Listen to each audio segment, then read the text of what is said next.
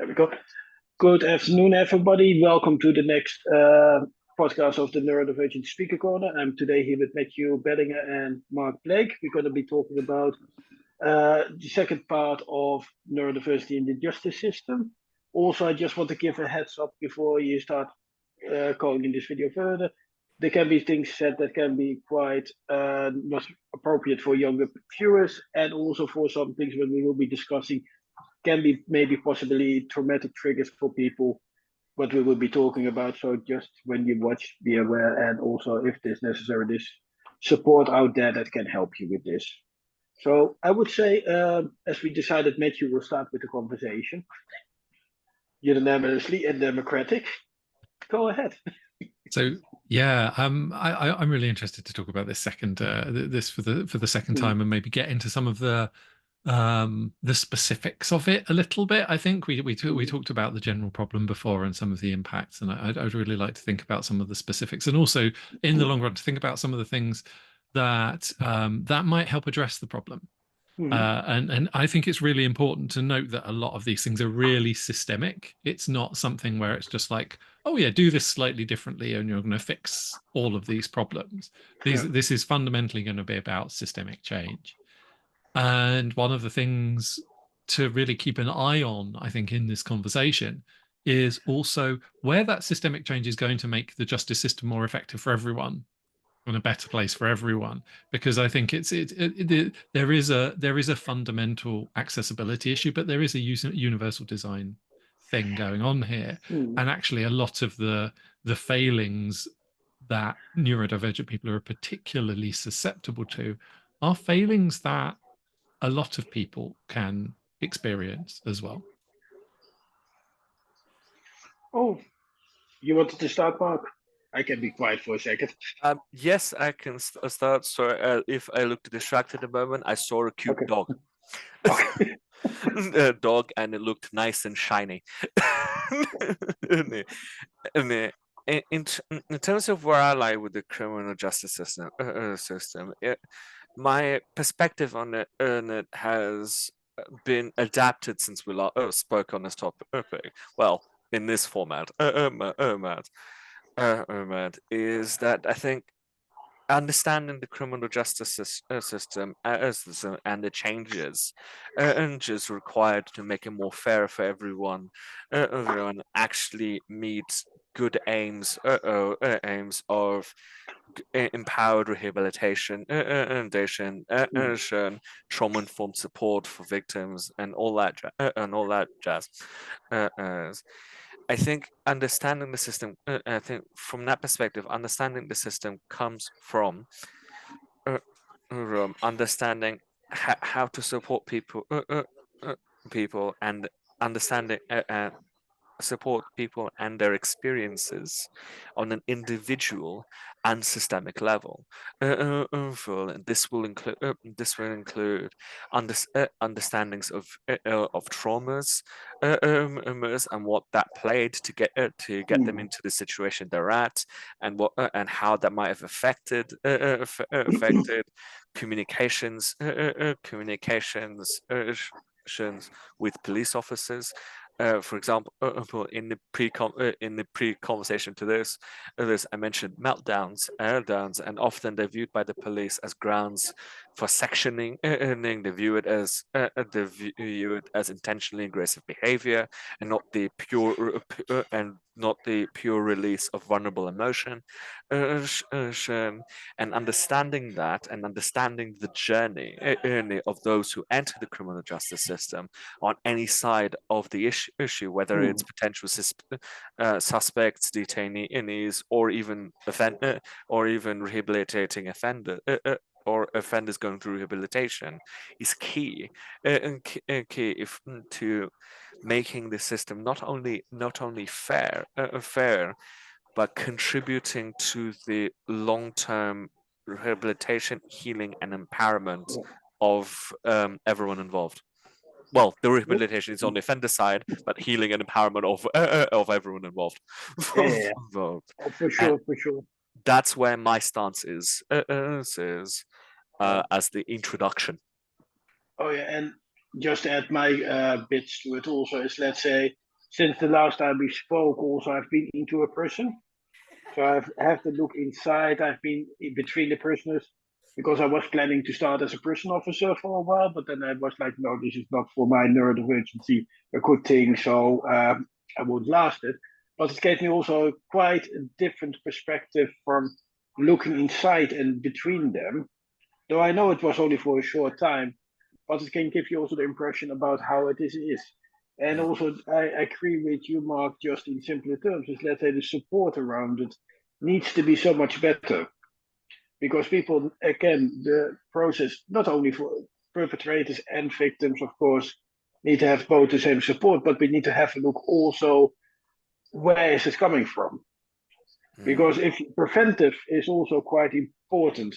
It is what I'm seeing is also because if you hear people talking, it's because they didn't have the support in the beginning, what caused them to go down the way they went. Because again, it I think it is a wider conversation because I think it starts from the schools till rehabilitation where the support needs to be given. Because if you don't understand what is where it comes from, how can you send somebody out again? Because if they go out, they will fall back in the same ways as they were before. Mm.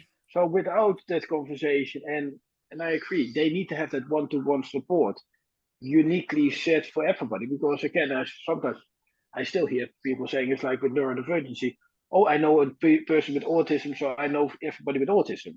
I'm like, no. And people is, let's say, I spoke also with somebody who did ADHD training. I'm just using this bit as general things.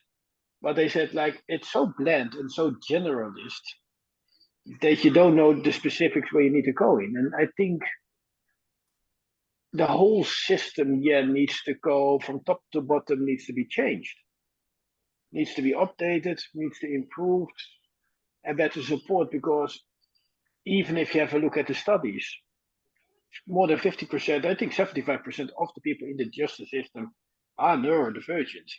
And just to say with the caveat that 75% is something, my opinion, this is not fact. So, Can I just slightly interject? According oh to yeah, a recent report by the chief inspector for the Bureau of Prisons, I think, I think in 2021, titled "Neurodiversity in Prisons," it is estimated that half of the people who enter the yeah. criminal justice system, I would assume that would go by diagnosed figures.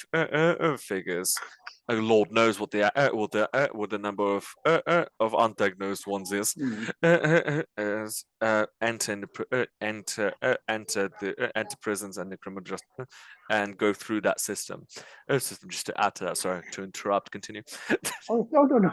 Oh no worries. But yeah, that's the study also what I would name with the 50% Mm, that was done. But like I say also that is probably with diagnosed ones only. mm, So I think you can add another part on top of it because it's quite clear when you talk with people about these things. But it is an interesting subject, and I follow it really on the since the last time we spoke. I had a bit of interest into it before, but I'm getting more interested about it because it is also to look at, and the one thing I want to be clear: if you did something that breaks the law, yes, you need to have consequences for it, of course. But if you look at, even if you use the 50%, it is disproportional from the whole other part of the society mm. that you have this. So, and this is why we need to go a bit more, like what Matthew said also, to the nitty gritty about everything around it else. Mm. Yeah, I think there's a real risk here of effectively punishing people simply because they've been failed by the system, which is a double injustice. Yeah. Mm. And that's I think is the really big thing to attend to in this, and the really big kind of concern here is that we're not just we're giving people very few choices, very little support, systemically failing them, and then sending them to prison because that's happened to them, Yeah. which is is a real fundamental For injustice. sure. If I can just add to that also, Matthew, sometimes it is also, again, just with the caveat, it depends on what kind of crime it is. Sometimes you need to have a look, is this also the best way to rehabilitate somebody? Is jail person ideal? Most cases, I don't think so. Depending, of course, of the seriousness of what has happened. In some cases, is, let's say, better support is more important. Yeah, I think that focus on rehabilitation is really, really important. And we've seen, the criminal justice systems that seem to be the most effective in terms of reducing repeat offending are those that follow broadly the Scandinavian model, which very much focuses on rehabilitation and doesn't really concern itself with punishment in the conventional sense at all. I think there's something really interesting in this that's coming up for me around the accessibility of the whole process in terms of what it takes to advocate for yourself, what it takes to navigate the system, what it takes at each stage. So, we're talking all the way right from the beginning, all the way through to, say, someone is, for example, applying for parole. Is that an involved process that has a whole load of paperwork and bureaucracy associated with it? We know that very many bureaucratic processes are deeply inaccessible to a wide range of neurodivergent people.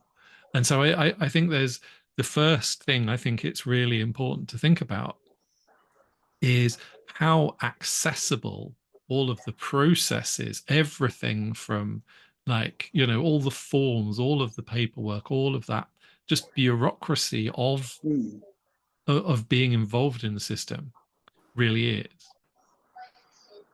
Oh, for sure. And I saw yesterday on BBC somebody talking about applying for roles that are autistic friendly, but they are not, because again, the bureaucracy, still the paperwork, everything around it, it makes it impossible. The So go the ahead. legislation around the legislation and the protections around all of this, this have set the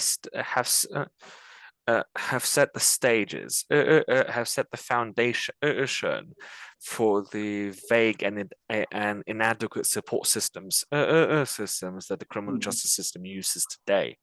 And today, the autism, like for example, the Autism Act that was of 2009, that has mandated strategies to duties and duties of care on public bodies. They the aims in those strategies are so vague that they don't really establish a standard of care and a standard of quality that would lend to the removal of bureaucracies that would add quality, essentially, lack of a better word, quality assurance to the advocacy assistance that the police technically do give through their appropriate, so for example, through their appropriate adult scheme, and the name of that is problematic on its own.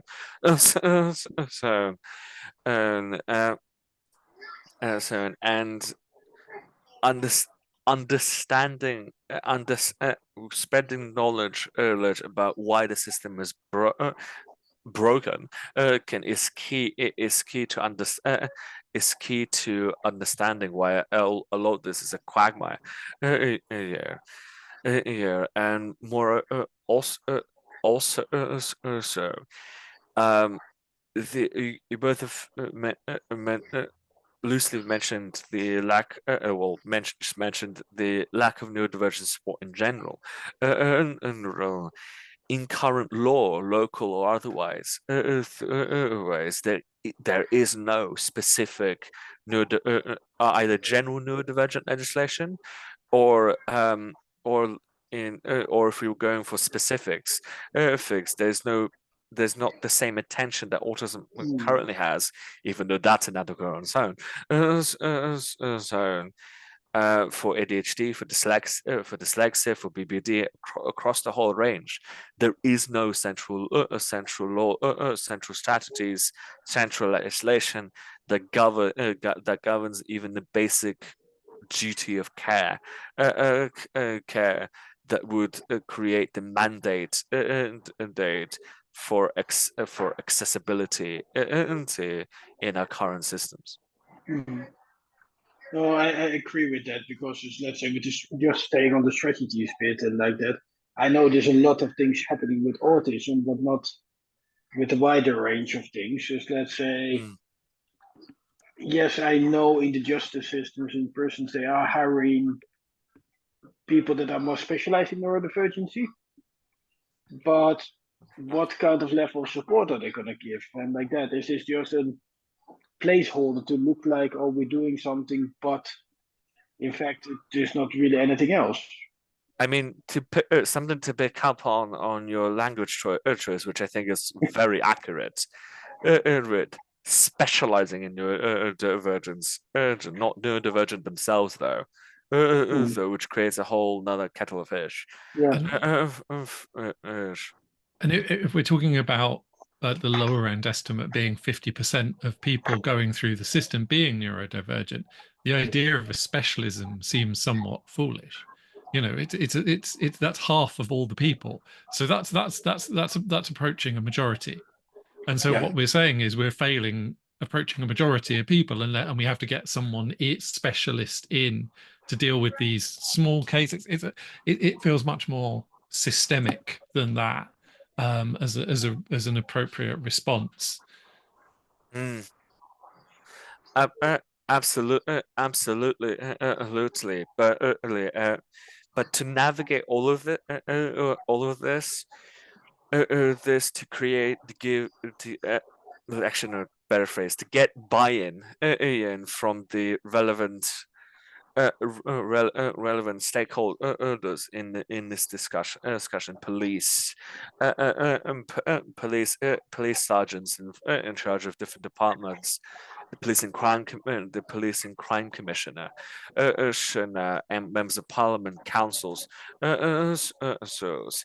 is exceedingly difficult. When I was involved in the system,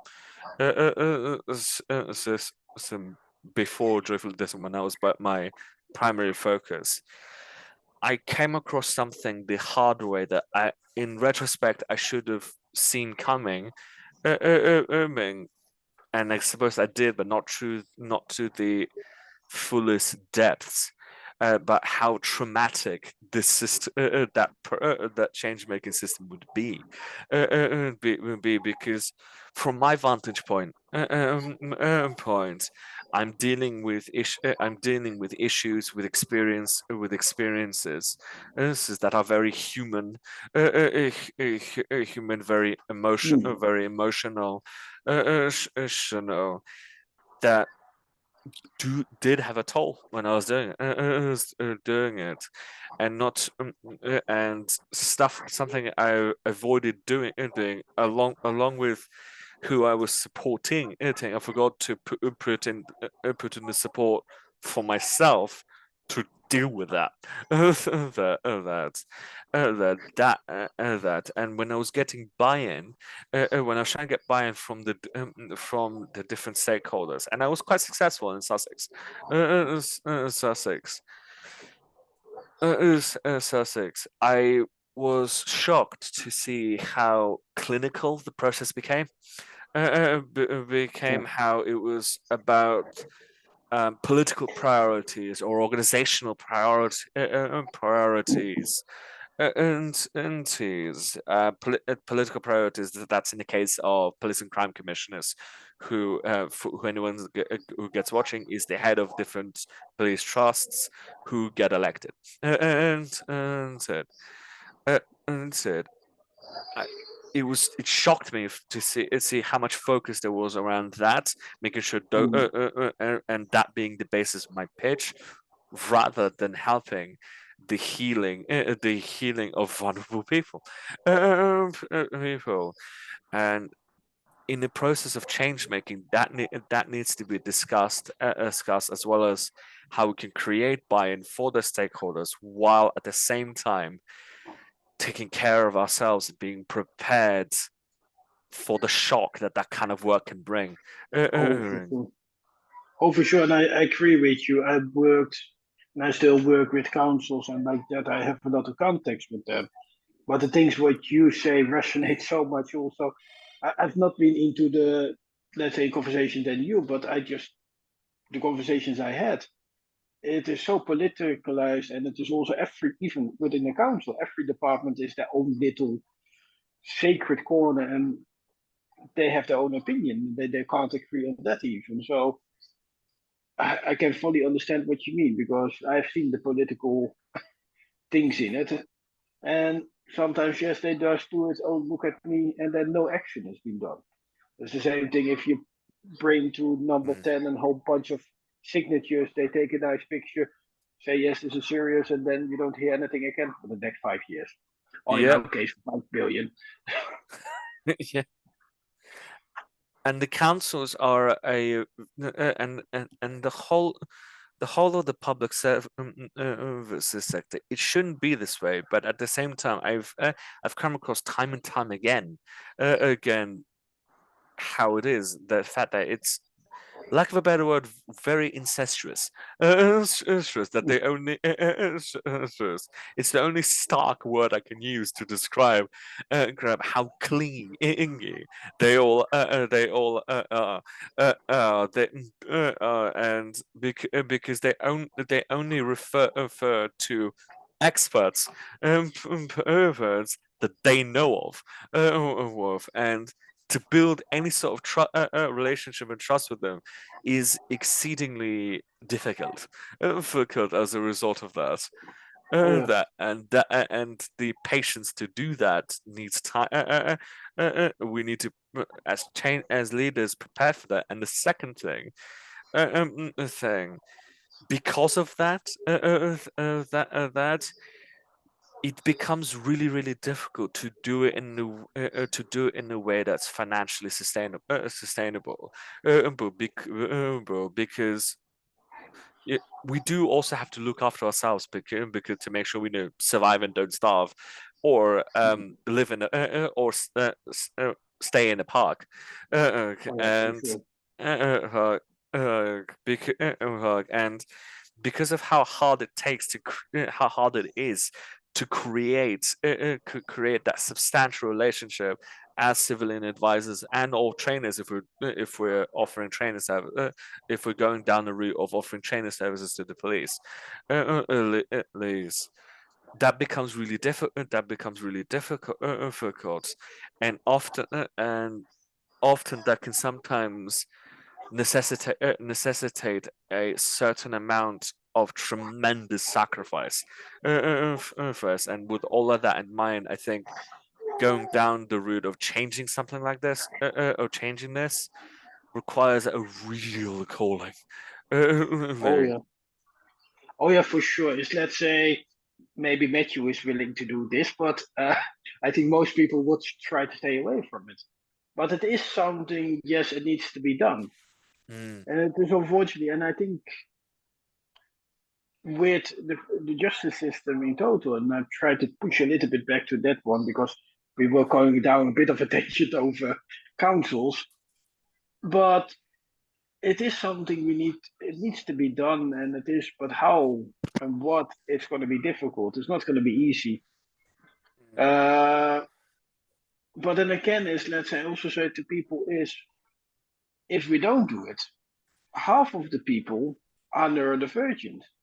While it depends on which figures you use, but let's say 1 in 5, 20% of the population is neurodivergent. It is somewhere to come. We can do something about it if we have the correct tools, the correct support, everything, already from school till the end. So it is a conversation we need to do, but I agree with you, Mark. It is going to be, and me saying this nicely, a pain in the back end.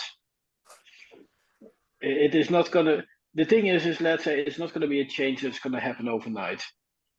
Am I maybe going to see it in my lifetime?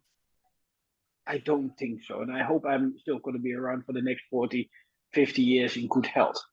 So, Well,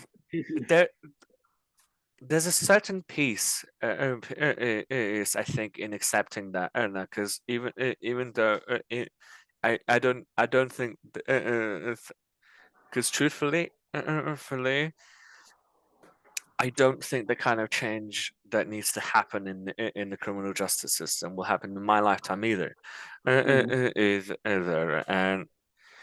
but there is also a certain peace to that, and that one of the one of the founders I keep referencing, and saying Atif, and for the Atif, the founder of Diversity and Ability, one of the lead inclusion specialists. Anything in terms of inclusion change making work you can think of, Atif's probably doing it. Again, and side note, I've referenced him, I don't know, 50,000 times by now. I've lost count. And one of the things that stuck with me is he said to me that an intergenerational problem requires an intergenerational solution. And our systems currently have trauma rooted deep within them. And something that you said, Matthew, that stuck with me for a while as well now, is when you said systems exist to reinforce themselves. And that's the and this is the situation that we find ourselves in. We find ourselves in, and then that because the system has trauma at its core, or what's known as in community psychology as the conceptual center, and trauma gets reinforced, rinsed and repeated in different situations, different cycles, goes. Because and causing more people to causing more people to go into the criminal justice system. The criminal justice system is inadequate, so it exacerbates the trauma, putting more strain into the criminal justice system, causing a catch-22 situation there.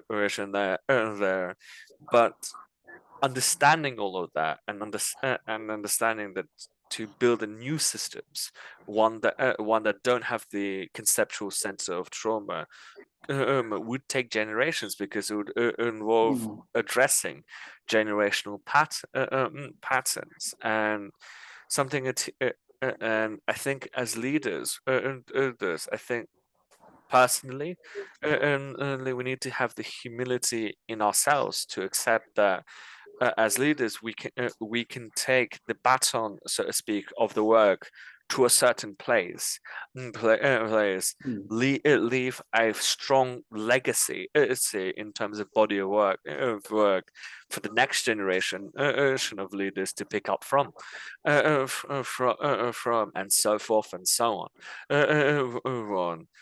on, because we put big, and I think it's worth highlighting this, because as leaders, as like us, who've taken the brave step to try to actually fix this, fix systems, create empowerment, create discussions, that carries a hell of a lot of risk and a hell of a lot of pressure. And because there's so few people, although I from running a community thing, I do know that there are a lot of neurodivergent leaders. In the grand scheme of things, with how many systems and issues need to be addressed, there's very little, and just to illustrate it more accurately, almost fuck all, to what compared to what is needed, and because of that, we give we give ourselves this pressure that we need to change the world, revolutionize the world. No, no, we don't. Don't. We can take it a certain way and help empower someone else to take it from us, when we're done, and done. And when I think from my own perspective, after conversations with many different leaders, if we adopt that view, we can do this kind of work with that, while taking care of ourselves, because the overwhelming pressure, the actually not the overwhelming, the humongous pressure that that we can put on ourselves to change the world goes away, and which can also lead us to take much more time with it. I completely agree, but I let Matthew talk also a bit because I find that I talk too much this time. Same here.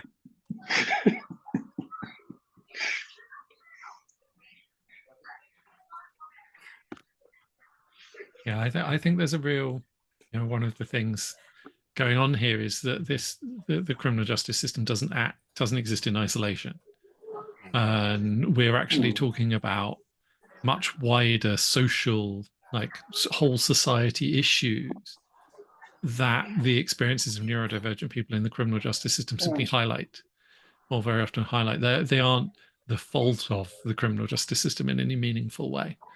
And I think it's really important to look at those and understand where those intersect as well, where those overlap, and what can be built to partially address some of these. Because I completely agree, we can't change everything, we can't resolve the issues, but I think there's a real question of establishing a positive trajectory, and that what we can aim to do is move things in the right direction rather than solve them in perpetuity, because I don't think that's possible. One of the big things I'd really like to talk about, and I think would be useful to mention, and one of the core challenges of this work, is the misunderstandings that arise when neurodivergent people's behavior is interpreted by others. And this is a really core, this shows up acutely in the criminal, like all the way through the process, again, in terms of how people are assessed and how people are understood by those around them. Because we're always making assumptions on the basis of behavior about someone's state and what they're doing, and to some degree that's actually what we're doing when someone's going through the criminal justice system. We're making a whole load of judgments about what they were intending to do and why they were doing it and all of these things. And neurodivergent people often show up differently to others, and that can be very readily misunderstood.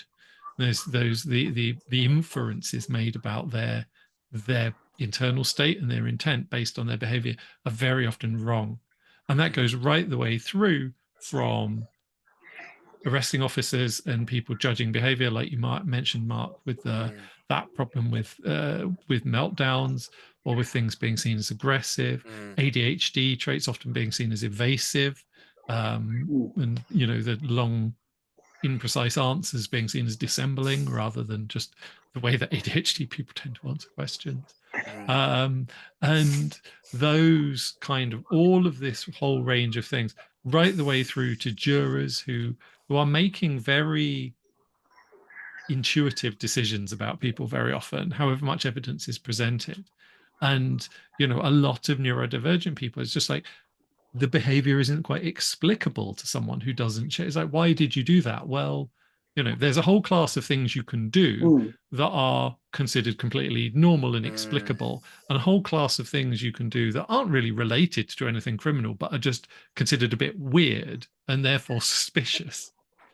And so this kind of, someone's vibe being off is not really grounds to send them to jail, but actually very often it turns out to be that. And then you have, your engagement with the services within the prison, with parole systems and all of that, which are also making a whole series of judgments, which aren't necessarily, are very unlikely, in fact, to fall in favor of neurodivergent people. And worse, we've started systematizing these with machine learning and AI as well. So there's all of these, but that core problem, I think, is a really, really important one to explore and talk about more in the system. I completely agree, and I also want to pinpoint something that is interesting. Why is the criminal justice system based on judgment in the first place? It's because I've seen that taking place across different cultures, different systems, different criminal justice systems, because I think because when anything, because I ponder this question because when anything has judgment built into it, creates that crust and like crust layer, emotional crust layer is the only metaphor I can think. It's the only thing I can think of describing it. Being it between real emotion and deep exploration of anything and the thing, and I think I think because of that our system is way too punitive towards the individuals that go through it, and I think that is a byproduct of society losing direction into where it's going. A story that I like to reference a lot, and I swear this is relevant. This is key to emphasize this. I'm a big fan of the show Rick and Morty. And it is one of my special interests that I watch and comfort shows that I watch all the time. I have a giant painting in my room, a room that's about Szechuan sauce and Rick's hunt for it. And one of the episodes, the dinosaurs long thought in that dumb animals went extinct, and to make a comeback, and they're these super involved cosmic beings that tech is so advanced that it looks like magic. Magic, and they and they come back. One of them, there's a few hilarious things that they say. Monkeys went bald, old, and also when did monkeys take over the world? Because when they in the Rick and Morty universe, when they left, they went all their technology went to do such cosmic harmony, and then when humans gain dominant cosmic harmony and there was peace, and when the human gains dominance in the universe, it split apart into these structural systems, and the dinosaurs take over the world, world with two simple ways. Calling a lot of people's bluff, that they just want all their free time and their needs being met, and basically being on vacation in a way, just basically people just want for free time and vacation and they did that, and over the course of the episode, everyone got so restless, that the president of the United States went to Rick, who's an intergalactic scientist, and said, "Help me get rid of the dinosaurs so we can go back to fixing the problems that we cause," which I think is the very echelon of where we are now. Now that because of a lot of our system is based on trauma, and criminal justice system is based on judgment, at least for me. I mean, we've lost sight of where we're going with all of this, and having that direction is key. Key, because if we have that direction with the criminal justice system, we can empower offenders to lead meaningful lives, which will reduce recidivism, make the world safe, make the world safer, and we can then create with a direction in mind, create a recovery journey for the victims or survivor side of the criminal justice system, which can contribute to an end goal of healing and empowerment, and that is where I would like to see that's where I would love to see the system go as it progresses. Oh yeah, and just to add to it is, let's say what I said before also is I agree with both of what you said. There's like not too much I can add to it, but it's like what I said. Not always prison is the best solution to everything what happens. You need to have a better look at is, let's say, what Matthew said also before, the Scandinavian model, which is also not perfect. It's the same like in the Netherlands. Just let's say, how can we make sure that somebody doesn't reoffend? But those are maybe the things you need to have a look at in a wider sense. But again, what we said also before, it's going to be a hellish job to get the whole system to change. Also, already for such a small thing, what can have a big impact? Because I was talking with somebody about youth workers and like that.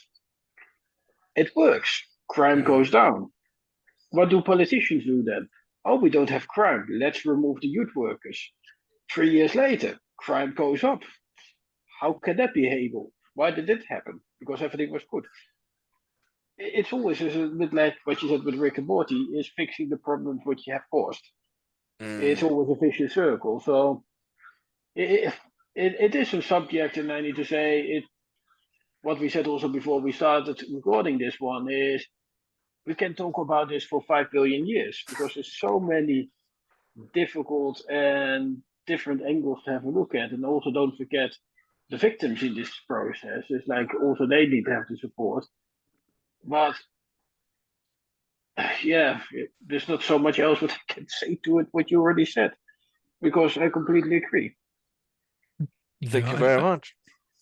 I think there are some things that can be done that are actually relatively straightforward, that tend to kind of nudge the system in good directions. I think the ones you've spoken about around support for people in general is a really, really obvious one, and it's really clear that is that the best way to reduce offending is to support people well through their childhood and into adulthood. We know this. It's really obvious. It's good education. It's like, and there's so much evidence for this that I think the conversation we have to have culturally is, can we afford not to? Very often when we're talking about these things, people talk about being able to afford it. It's like, can we afford not to if someone, because it's incredibly expensive to put someone through the criminal justice system, even with its low effectiveness. And so that's something we need to consider. We want to avoid this if possible, and then we want to make it as effective as possible, and then we want to do everything we can to prevent them from coming back, because that's even more expensive, even if you don't factor in the waste, the effect on victims and the wasted potential in a life that we're talking about. I think for me, one of the really big things is actually making sure that people are represented systemically, that a wide range of diversities, including neurodiversity, is represented throughout the criminal justice system. So that, because that's one of the most straightforward ways of making sure that there is some understanding here. And one thing is that should also include juries. Yeah. Being autistic can disqualify you from jury duty. So really, yeah. So wow. how do neurodivergent people actually, if we're tried by a jury of our peers, we're not. There's actually a very real real situation where you wouldn't be tried by your peers. You would be tried by people who didn't share your lived experience and didn't understand, when no one in that jury did. And that, I think, is a real significant issue. And let alone everyone involved in the court process, everyone involved in the police service, everyone involved, is no one understanding that. And that's also a really big issue if we are the victim of crime. We see neurodivergent people struggle, are more likely to be victims of crime, of a lot of classes of crime, and less likely to be believed at the same time. And so there are all of these issues that are really quite significantly fixed by better representation in the system. Oh yeah, for sure. And I like it also when you said judged by your peers, because that was the first thing that popped in my mind when you started talking about. We should be always judged by our peers on that. But it is something, it is such a wide social demographic and social standing conversation what comes into it. And the affordability, I agree. But even if we, again, I want to make the point also is, let's say, yes, there will always be crime. There will always be people purposely committing crime for one reason or another. They can be neurodivergent, they can't, and maybe not. That's always going to be a given. But with affordability also, is just to call on that one, is let's, even if we can prevent, just to say it a bit simple, 20% of people going into the prison system, that is already a huge impact on the whole wider system and on so many levels. And yeah, it is. I really love these conversations always, because it is a fascinating subject, and it touches the prison system, the justice system in wider sense. And I'm surprised when you said about that neurodivergent people can't be. What was the word again? I hate it when this happens. Can't serve on jury. It's not Oh, de jury facto, duty. but it can be considered. Okay. It can be both. It can be both a systemic bar and a thing that that will be used to argue against for people if one of the councils doesn't like it. That's horrifying. That's horrifying. Yeah. I didn't know that. That's horrifying. But something I would like to add in terms of the top of this really important topic of representation across the different branches of the criminal justice system is the need for an intersectionality in this approach, in getting reforms through, getting reforms and stories through, because currently I don't know how much it's improved from what I've seen in my career, trying to see, and across different issues, a lot of underrepresented groups who are most affected by the criminal justice system work sorry, let me rephrase that. The criminal justice system's inadequacies the most work in vacuum away from each other, kind of like in its own different fringes, and because I mean, at least for me, it's a fair assumption. Almost all of those groups are probably traumatized, and that creates that clashes of trauma because in that competition to be heard in a way, which creates division among people who really need to be united, and in the pursuit of reform and in the pursuit of change to ensure to ensure intersectional representation, so it is truly a jury of our peers. So the policies cover diverse range of needs and all of the different other aspects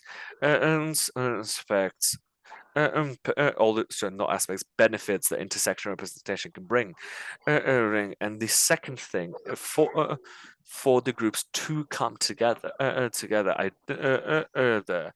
do think that there should be a focus on the different groups that have been affected by the criminal justice systems inadequacies to come together in a space of healing, to support each other through that kind of thing, through the kind of healing that is necessary, because otherwise, at least from my perspective, otherwise, any effort to come together to create the intersectional representation that's needed would end in further division and further pain. Yeah.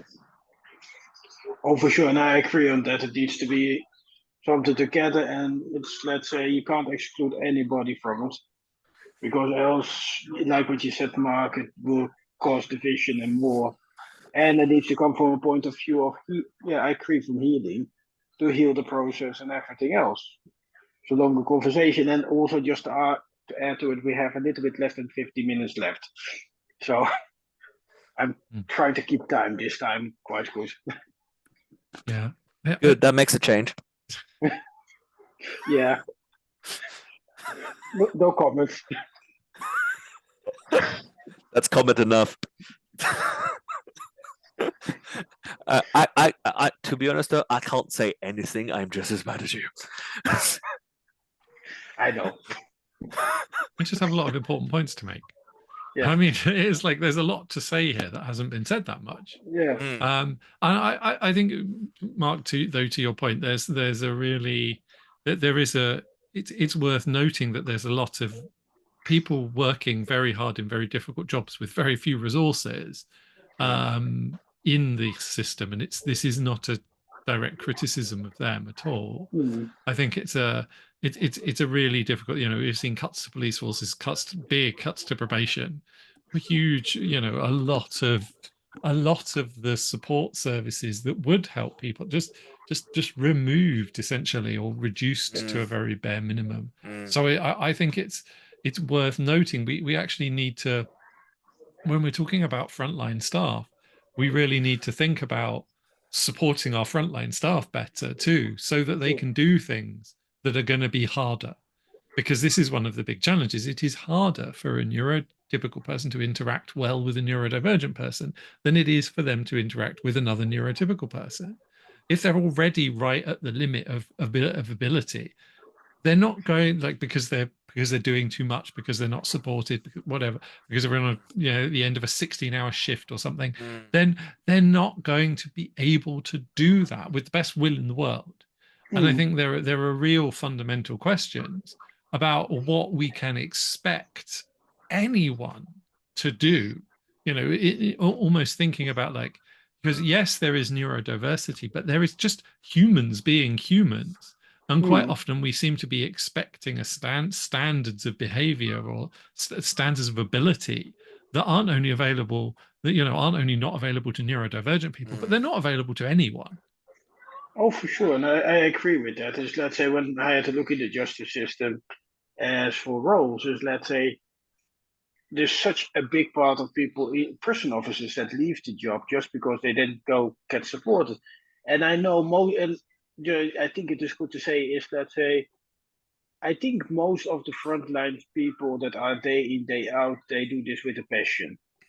You wouldn't do this work without having a passion, because trust me, it's not fun. The things, what happens on day by day things, it is quite a lot, be it emergency work, be it in a prison, be it in different departments. But also what Matthew says is, let's say, because funding has been cut so much, they can't offer the proper service they want. People don't get the support they want. It is, and that's why it's also what I think what Mark also said before. It's good that it is a broad group of people coming together, also the people working on the front line. And I think the most of the issues where there is with the policy making. how, and also is, let's say, where is the money required? Because government tries to cut as much as possible on things what help, and then they say, like what I said with youth workers, they did a brilliant job. Then they start cutting the funding, less youth workers, less time they can spend on the streets with the kids and like that, doing things. Mm. So, and you saw the adverse reaction to that, and a lot of people that work in those sectors leaving because they're fed up about it. Because they want to do a job to help somebody, to support somebody, but they're not given the tools. Mm. I So do that, think I do agree with you that the issues on the policy making side that exacerbates everything you just said. But I also think think that the I also just want to expand on the resource level for funding and other things. The things that you both have mentioned that I think in order to properly make change in this arena, and I think there needs to be resources invested into creating a non-profit or some kind of support organization dedicated to specifically this. This because if there is, there can be funding invested into helping into looking after the well-being being of the leaders making the change and change funding invested into the research necessary to address the key gaps in the criminal justice system, especially ones we discussed today, and today assistance with with lobbying and advocacy, campaigning that kind of, and in essence an ecosystem for this kind of change, because once there is it creates a foundation to be expanded upon, which can even scale and one day be a global foundation and a global voice, because giving the platform, the protection, the resources, and with protection I mean it in several ways,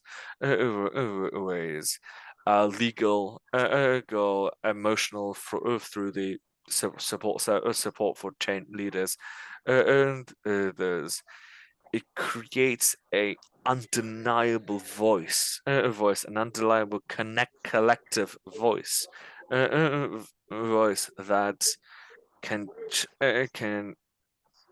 usher in the change that we all need to see. Yeah, and I think it does feel like there is a specific area here that is underexplored and to some degree represents a lot of value from a policy perspective. You know, there's interventions here that are going to be relatively low cost that are going to have a very big effect. That's a really important thing to say from that outside, you know, from a purely kind of financial pragmatic perspective, that actually what we're talking about here is a group of people who require an intervention, a large group of people who are not getting their needs met as things stand, and who don't require, where significant change isn't going to require the level of resources that perhaps it would in other areas. I think it's also worth noting that this is quite strongly aligned with the UN Sustainable Development Goals, particularly Goal 16, which is peace, justice, and strong institutions. And I feel like that's, you know, this work is part of that global picture in a very real sense, and it's really, really important to make sure that we're aligned with that effort culture, like as a society. So I feel like there's a real case to be made for that to exist and to attract more attention and funding. I think actually for me there's a bigger question, and the real question is neurodiversity and justice, in the broadest sense, or in a broader sense. That is the thing that we really need to be thinking about. I think we need to do a third session of this for sure. But I think that would be a good one to follow up then on. Yeah. Is, let's say, and maybe we need to invite somebody else also into it. Because how more we talk about this, the more that we find out there's so many more angles to look at and to go from. It is, and this is also why it is a generational thing. It's not going to be solved overnight. Secondly, if you want to get the correct, just to make it a bit simple, even if you get the correct funding and everything, it will take years. You need to raise a new group of prison officers with different ways of looking at things.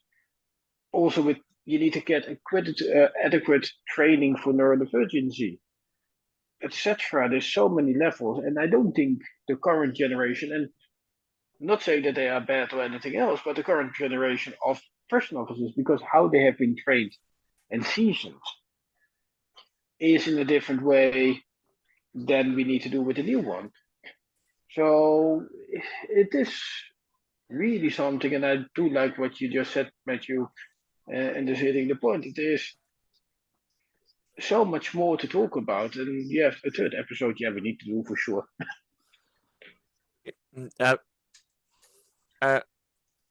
Yeah, I would love a third episode. This conversation is so fun. Yeah. I think Matthew's spot on with the fact that the question has been neurodiversity and justice in the broadest sense, because I think because the reason why I agree with it so strongly is if it is in the broader sense, then we can create that conversation on addressing barriers, areas, and flaws in systems, and include diverse and intersectional needs. But I also want to add something to your point, Heike.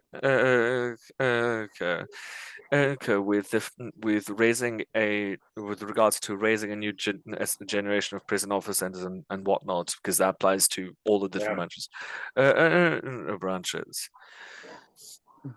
I think there is something powerful in making in being able to reach an officer or call or CPS personnel, whichever personnel in the whole landscape escape, and making them see all of this and embody all of this, because one thing that can lead to is lack of a better word, a conversation of forgiveness and healing between officials in the system and the people who are affected by it, and create a long-lasting foundation and discourse for healing, for the maintenance and the upgrade of the system. Yeah, for sure. Can't say it better than that.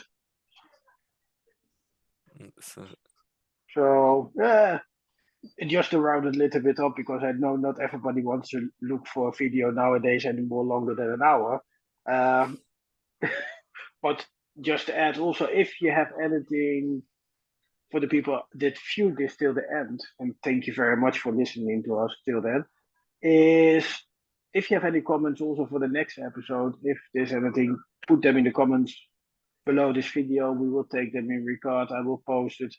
Maybe it will be a live episode again then. I don't know, because my luck with technology has not always been that great.